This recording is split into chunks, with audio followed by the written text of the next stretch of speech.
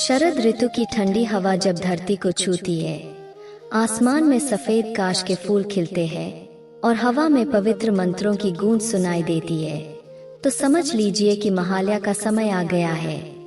यह केवल एक तिथि नहीं, बल्कि आस्था, परंपराओं और भावनाओं का मिलन बिंदु है।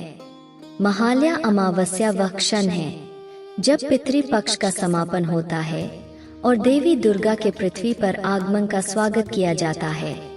हिंदू पंचांग के अनुसार इस वर्ष महालया अमावस्या 22 सितंबर 2025 सोमवार को पड़ रही है। इसे महालया अमावस्या या सर्वपितरी अमावस्या भी कहा जाता है।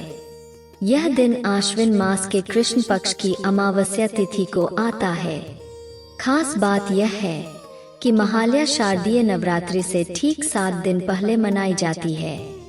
हालांकि परंपराओं और पंचांगों में कभी कभी भिन्नता भी देखने को मिलती है। कई जगह मान्यता है कि पितृपक्ष का आखिरी दिन 2 अक्टूबर 2025 को होगा, लेकिन दुर्गा पूजा की तैयारियों के लिहाज से महालया का जो पर्व है वो 22 सितंबर को ही मनाया जाएगा। अब हम आपको इसके धार्मिक महत्व के बारे में बताएंगे।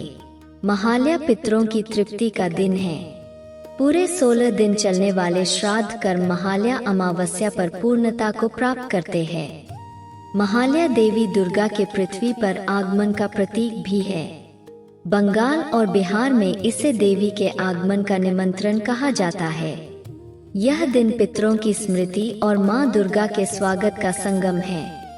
अब महालया की कुछ प्रमुख परंपराओं के बारे में जान लीजिए।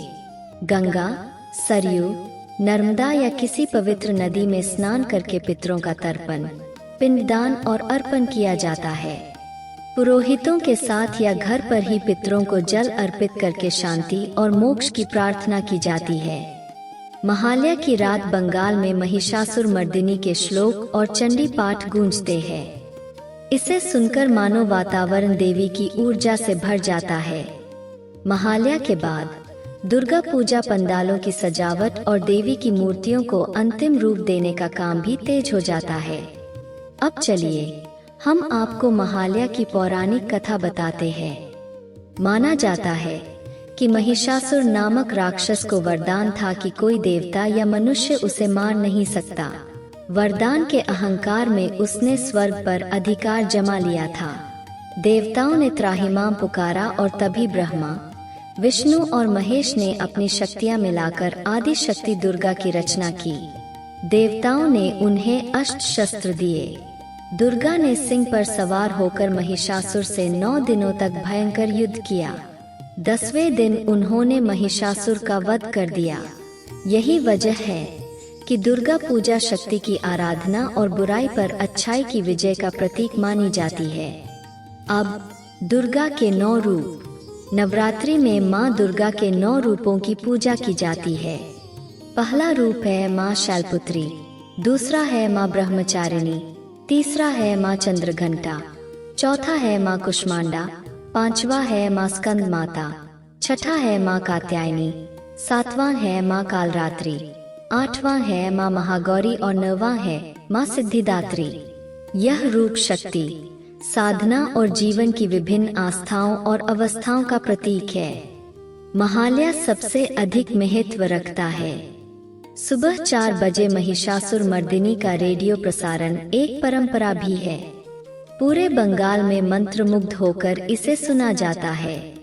पितरों के लिए गंगा तटों पर विशाल तर्पण और पिंडदान होता है।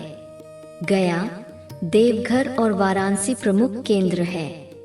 यहाँ नवरात्रि के गरबा और डांडिया महोत्सव के पहले महालया को शक्ति की आराधना से जोड़ा जाता है।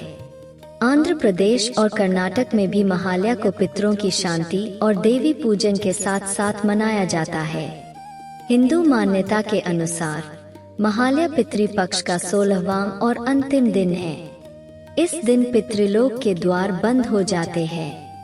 माना जाता है कि जो तर्पण या श्राद्ध महालया के दिन किया जाता है वह सीधे पितरों तक पहुंचता है। पितृ संतुष्ट होकर आशीर्वाद देते हैं। परिवार में सुख, समृद्धि और आयु और आरोग्य की वृद्धि होती है। तो महालया केवल एक तिथि नहीं, बल्कि पितरों की स्मृति और शक्ति की देवी माँ दुर्गा के स्वागत का संगम है। यही संदेश है कि जब हम अतीत का सम्मान करते हैं और वर्तमान में शक्ति का आवाहन करते हैं, तभी हमारा भविष्य उज्जवल होता है। आप सभी को महालया की हार्दिक शुभकामनाएं।